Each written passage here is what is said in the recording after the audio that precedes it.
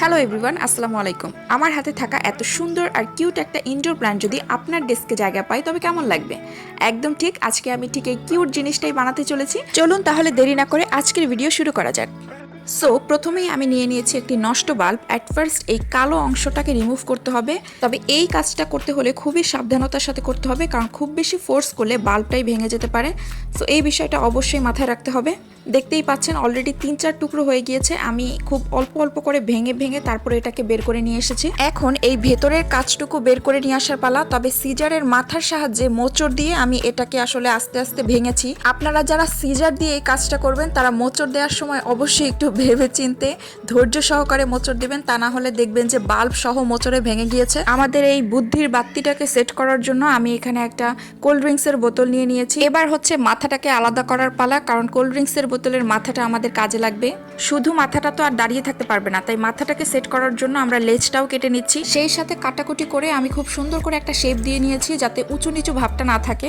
এখানে এই ছিদ্রটা আপনারা তাতালের সাহায্যে করতে পারেন বা লোহা জাতীয় কোনো কিছু গরম করেও করতে পারেন, অর্থাৎ যেটা আপনাদের হাতের কাছে থাকবে বা সুবিধা মনে হবে।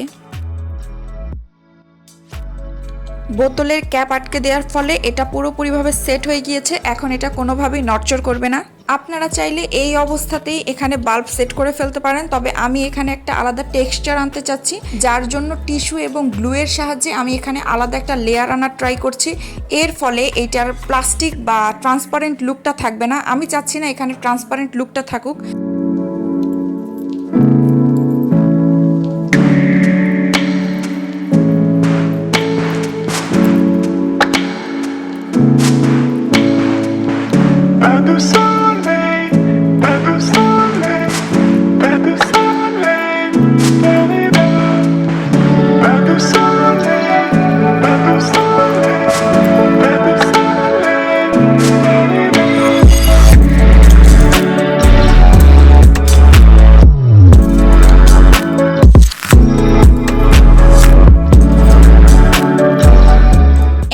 This is the final look. তবে ভাই আপনারা একদমই ভাববেন না আমি আমার ওড়নার সাথে ম্যাচিং করে এটা করেছি।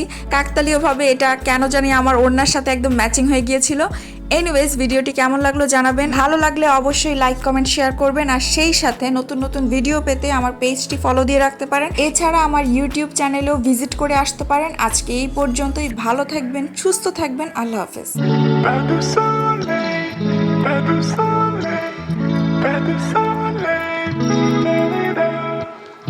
Pas de soleil, pas de soleil, pas de soleil.